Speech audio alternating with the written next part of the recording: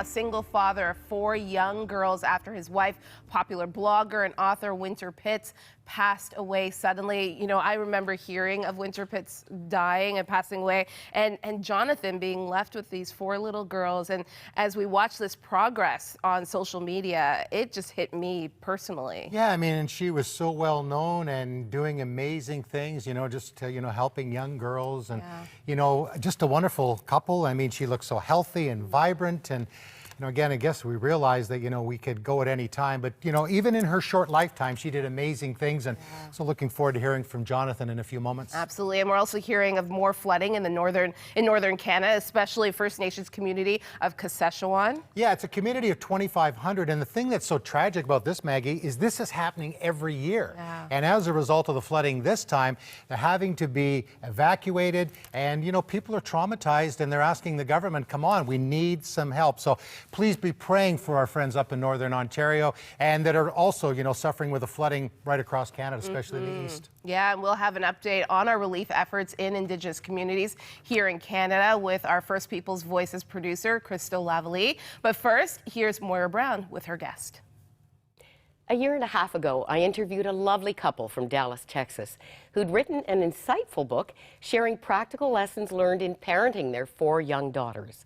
Jonathan and Winter Pitts were married less than a year when the 24-year-olds had their first baby, and they had a full house, including twins, by age 29.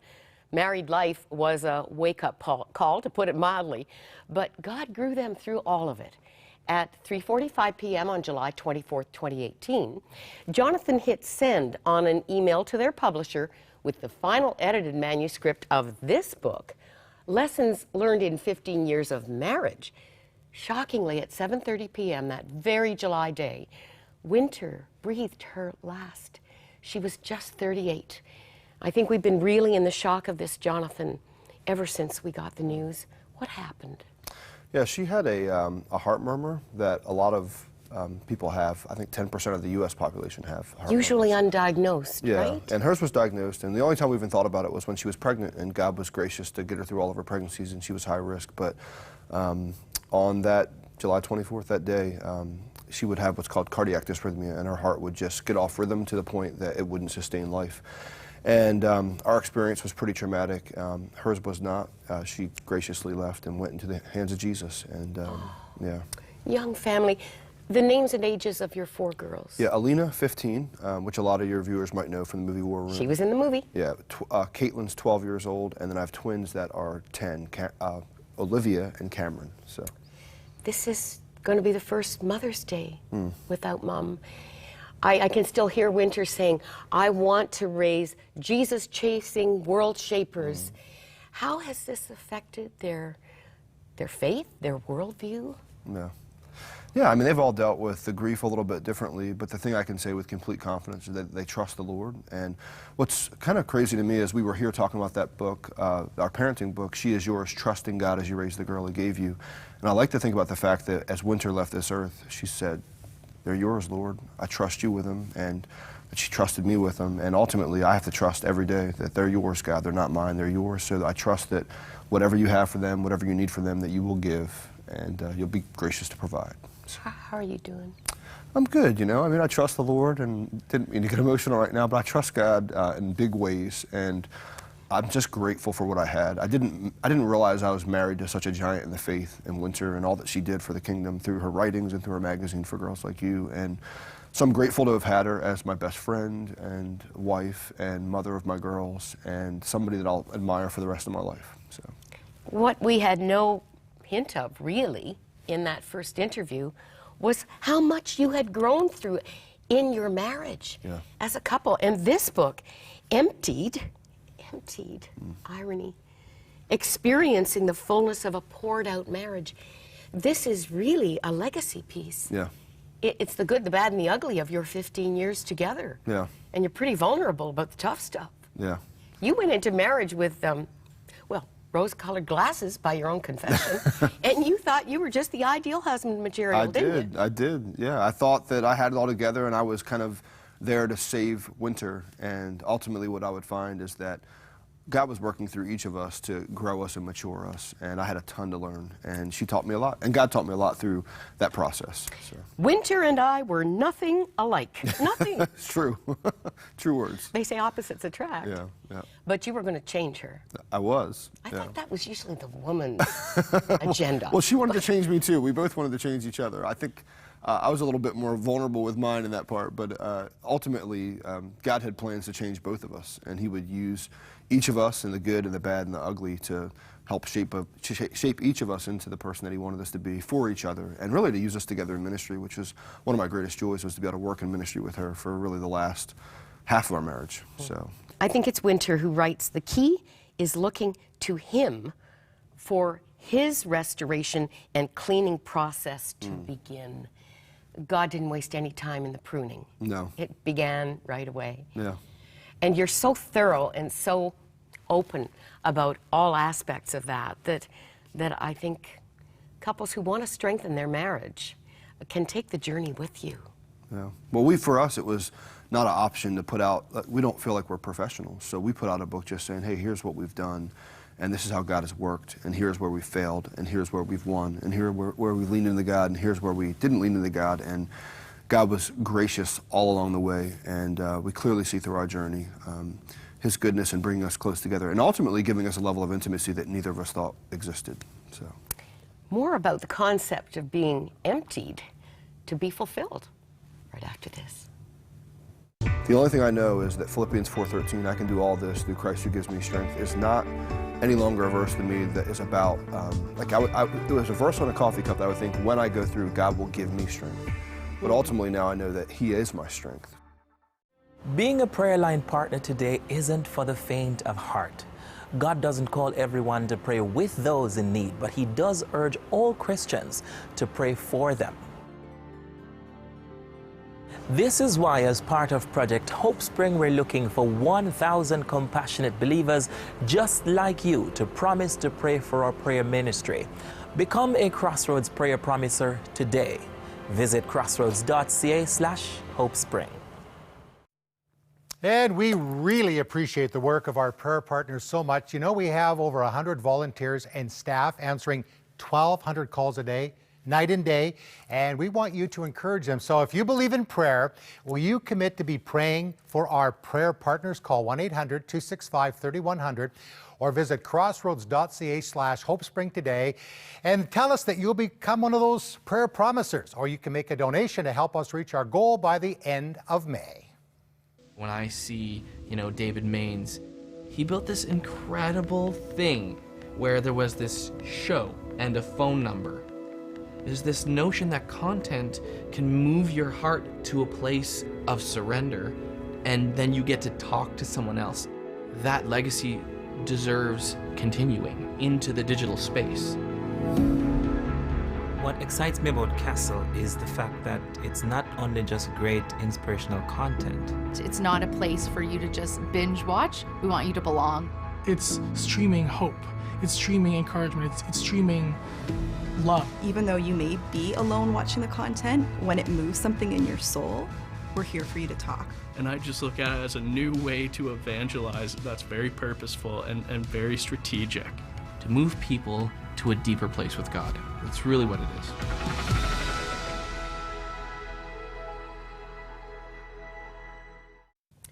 Jonathan Pitts is executive pastor at Church of the City in Franklin, Tennessee. Not quite 10 months ago, he suddenly lost his beautiful wife, Winter.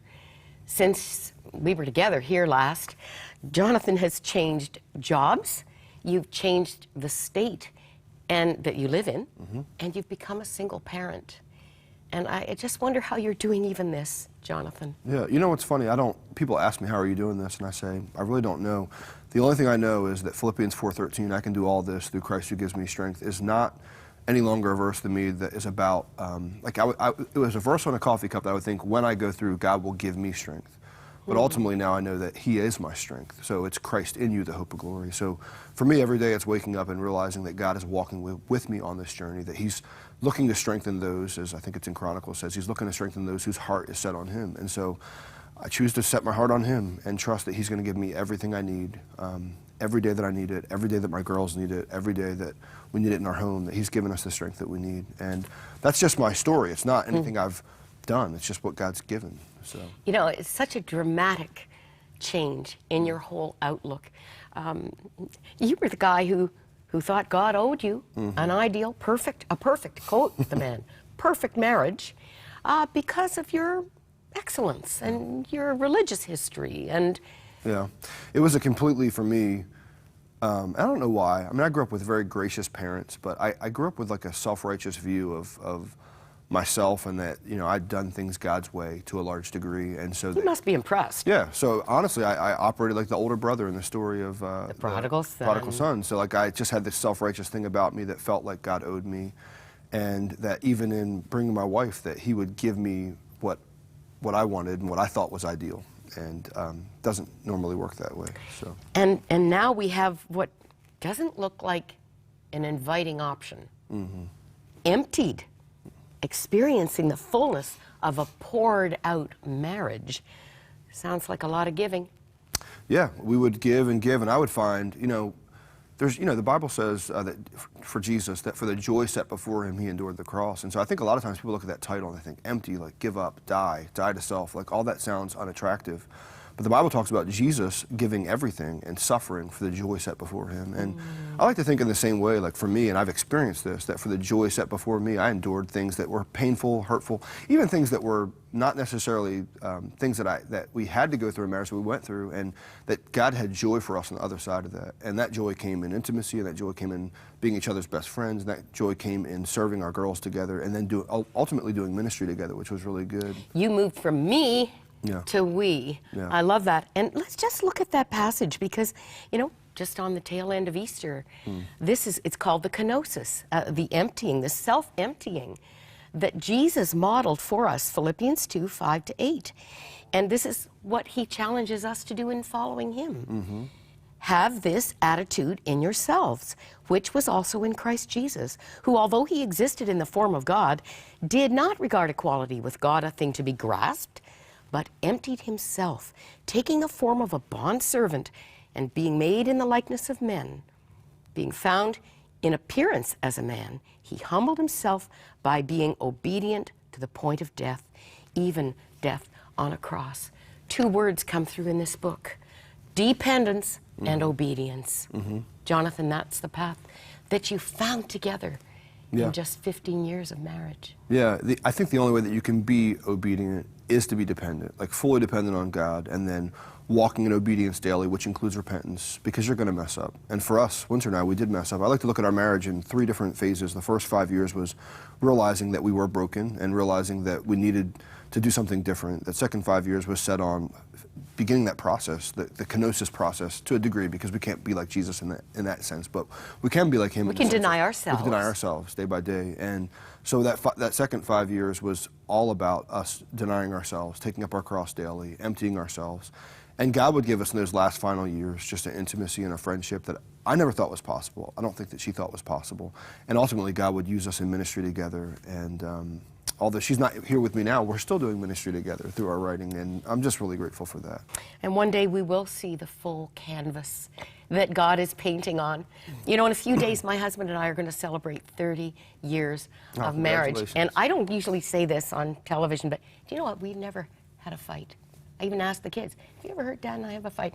In spite of our being opposite, just like you two. But I think it has a lot to do with the fact that we did not expect the gift of each other. We were late bloomers, late surprise, having a life partner. And so we treasure each day.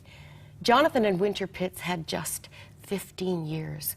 Along with the 4 beautiful girls, they've left this rich legacy in wonderful pages that might be just what you need to get what God intended from your marriage and in your love for each other. Experience the fullness of a poured out marriage. You can if you learn the concept of being emptied. Jonathan's going to be joining us for a Father's Day focus on single parenting. And I just want to encourage you, but let's keep Jonathan and his 4 lovely daughters in our prayers.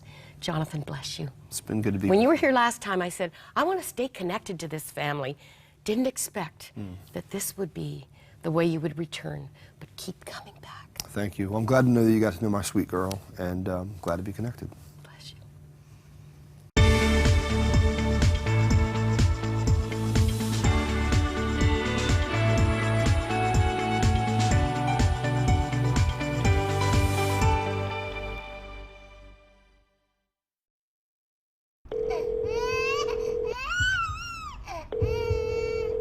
Thank you for calling Crossroads 24-hour prayer line. Currently, all of our prayer partners are busy. If you would like to leave a message... Last year, people suffering from paralyzing life circumstances like loneliness, illness, depression, and death called our prayer lines over 500,000 times, looking for hope. But as hard as our prayer partners try to respond to every call, still 1 in 4 go unanswered. Why?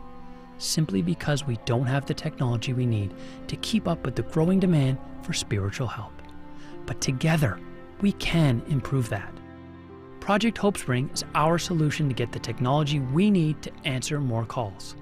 Our goal is to raise $100,000 over the next 2 months to make this vision a reality. Thank you for calling Crossroads 24-hour prayer line.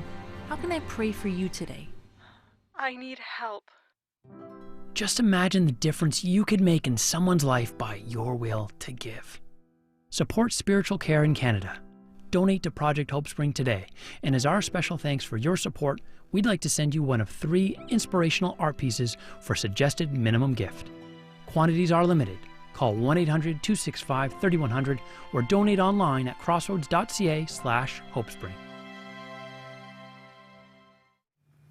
When you support our work here at Crossroads 100 Huntley Street, you are joining us in sharing God's love with many who may never know about His peace and His grace. So that's why for a suggested minimum gift, we would love to send you this beautiful Amazing Grace plaque. With your help, we can continue to share God's amazing grace with those in need by equipping our prayer center with the updated technology it needs. Call us right now with your gift, 1-800-265-3100, or give online at crossroads.ca/hopespring. What does true masculinity look like? It's complicated. Every man is going to look different. We were created to be different. So defining it and whittling it down to one thing, I think, would be the wrong thing. One of my favorite segments here on 100 Huntley Street, and there's many great segments, but First People's Voices, and Crystal Lavallee is the associate producer for that great program. Crystal, great to have you here. Yeah, it's awesome to be here, as always. Now, not long ago, you, Cheryl, and I, we did a special. A month ago. Yeah, a month ago, and we did pretty good. We raised just a little less than $50,000. I think that was the tally last week. But the thing that's so exciting about this new initiative is that people continue to watch the special on our Facebook Live, which you can find on the Huntley Facebook page. Yeah. And people are calling saying, I just saw it, it moved me, I want to support, I want to help, I want to donate, which is so encouraging when you start something that's new. And it just shows that it's really resonating with Canadians. So thank you to every single person who donated, who prayed, who shared, who liked the posts. We are seeing God move within a people group across this nation we call Canada, and it's exciting. Hey, the cool thing about it is, I know some of the feedback on the program is that Canadians are getting a better understanding of our Indigenous people and some of the challenges like the residential schools. It's not all pleasant things, but it's important to understand. Correct. So interesting enough, one of our partner reps, he was at a fundraiser where Gord Downey's brother was speaking, and he had said, you know, they have their own initiative, their own charity. They said they do education, awareness, and action. And he had made the claim that nobody else is doing this. And I said, we're doing it. First People's Voices, we are doing it. And there's 2 of us initially in the kind of department, Bev and I. And you know, that's what we're hearing. When the program first aired, people were calling the lines, donating, saying, I didn't know, but this has given me a greater understanding of what's actually taken place in our history, and I'm compelled to be a part of the reconciliation process, which is awesome. So we're doing a good job. And we'll continue to have those programs, those segments on, but there's other initiatives. Tell me about the mentorship. Right, so you've heard the slogan, it takes a village to raise a child. Yes. We had four young gorgeous girls from Musqueam, Alberta, from the reserve. They came and spent a week with our team. The Huntley team, you guys were in Israel Israel when it happened, but we pre-recorded mentorship moments. So sacrifice, never giving up. What does it mean to be a host? What does it take to be a producer? And these girls came and they absorbed everything. And, you know, one of the special moments that they had was we took them to a Christian school where they shared their stories. And their youth leader, Sarah, said, I've never seen them so empowered to identify with who they are as First Nation women, but to be proud of it. And so in our debrief, they had all said that coming here, they were inspired to finish high school because they could see what life could look like for them and the opportunities.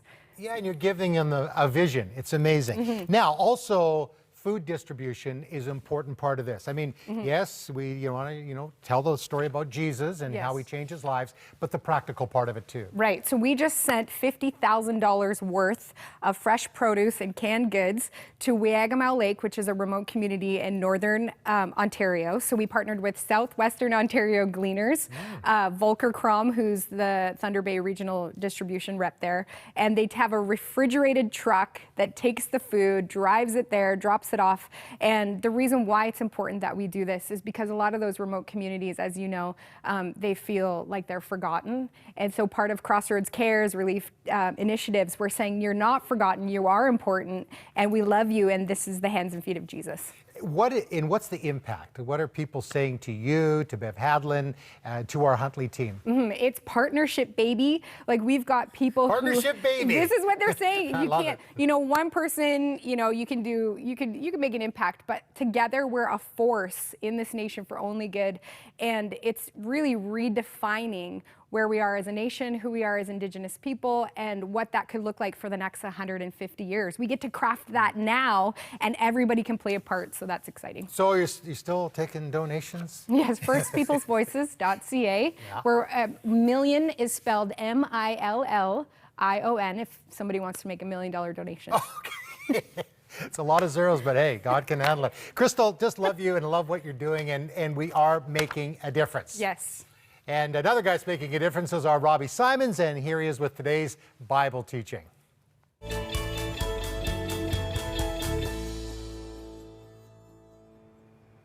So thankful you're with us, and as always, as we do our daily Bible teaching, I encourage you, why not open up a copy of God's Word. We are in 1 Peter chapter 1 this week. We are unpacking the incredibly beautiful theme of living hope, found only in Jesus Christ, a hope that just is so far and above any other hope found in this world, a hope indestructible, a hope imperishable, a hope that will not be conquered, a hope that is undefeated because Jesus Christ defeated death for us. That is what's being offered to us this week. I want to remind us of where we've been this week in Living Hope. Our outline for you on the screen, Living Hope. Again, understanding only God can ultimately give living hope. He has caused us to be born again. Living hope, it's certified by the resurrection itself. When Jesus Christ is raised from the dead, we are guaranteed a hope of eternal proportions. That's why it says in the text, through the resurrection of Jesus from the dead. And now we learn this, man, like just such a great package and a great deal. Living hope comes with an inheritance. It's included with an inheritance. It's unlike any other inheritance you've imagined. Maybe you get so excited about the idea of an earthly inheritance. You need to be more excited about your heavenly inheritance found in Jesus Christ. 1 Peter chapter 1 verse 4 says this, to an inheritance, right? A living hope that leads to an inheritance that is three things. Ready? Watch, listen. Imperishable, undefiled, and unfading, kept in heaven for you. So this is the inheritance we receive. This is why we have so much hope, a hope that is alive. We have an inheritance, number one, which is imperishable, meaning it will never corrode or crack or decay. Human bodies corrode, human bodies crack, human bodies decay, don't they? I mean, there's some creaking joints probably watching right now. I know my own body and the frailty and the seemingly increasing amount, back pain, whatever. Our bodies are breaking down because in reality we're dying. An inheritance in Jesus Christ is one that will never, ever perish. Can you imagine? I mean, how much hope that is. You will never die with hope in Jesus Christ. The text says also our inheritance, which is undefiled, an inheritance that will never lose its perfect condition. mission, never tarnish in beauty. Think of how much our world tries to fix the beauty and all the defects on our bodies and surrounding us. Our inheritance in Christ will never, ever be defiled. And thirdly, it says there again, our inheritance is unfading. It will never, ever lose its value. How much time do you spend on earthly investments, gold, currency, real estate, investments in general? They rise and fall, and your emotions often rise and fall with them. It's just like when you get a new car. You're excited about a new car. The moment you drive the new car off the lot, it decreases in value. Oh, so discouraging, isn't it? But that's the world around us. A new smartphone, you drop it, it's cracked. Oh, there it is again. It loses its value. It will not be the same way with our inheritance in Jesus Christ. It will never, ever be diminished. It will never fade in glory. It will never lose value. It will never die. This type of hope and living hope is only found in Jesus Christ, who died and was raised from the dead. So, your moment right now, our prayer line's open, 1-866-273-4444. Will you call us as the Lord ministers to you and wants to give you a hope that you've never thought possible? You're not watching by accident. You're watching because the Lord is working with a hope that is alive and a hope that will never die. Call us today that we might love you in the greatest hope ever. What a good challenge. Thanks so much, Robbie. You know, I think about how we are seen in God's eyes, and we're seen as cherished belongings to Him. And if we really were to be honest, sometimes is this sometimes more important than God? Does this sometimes take over that spot that you had or that time you had dedicated to God because you're overwhelmed by social media? So just a great challenge again, Robbie. Thank you for just reminding us that we need to recalibrate every day and remind ourselves that God needs to be the center point of what we see. He does, and you know, when he's talking about, you know, our inheritance, things that we look at here, you know, just here and now, and how, you know, even with Jonathan Pitts, a story of how quickly things can change. Heartbreaking, but, you know, really glad to see that he is, I think, doing well. His daughter, I know, is here too and visiting, and, you know, our hearts grieve, but we also have to remember there's eternity to look forward to. And if you've never begun a journey with Jesus, Maggie and I can tell you it's amazing. Is it without problems? Nope. Nope. But is it worth it? Absolutely. So give us a call on our prayer lines, 1-866-273-4444. And if you don't want to call, you can also email us at prayer@crossroads.ca. Begin that amazing journey with Jesus today. Yeah, and check out our website, 100huntley.com, if you want to find some more information or some of the great guests that we've had on the show in the past. Thanks for watching. See ya. Bye-bye.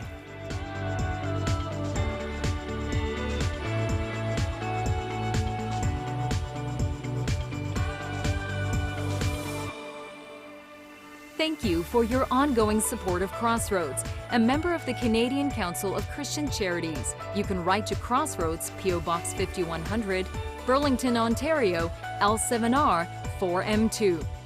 Cheryl Weber's wardrobe provided by Melanie Lynn.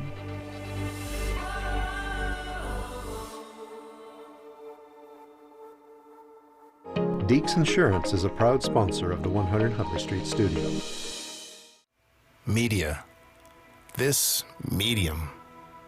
Curated, created, constructed, and colluded to communicate, to influence, to connect, and entertain. With ease, with speed.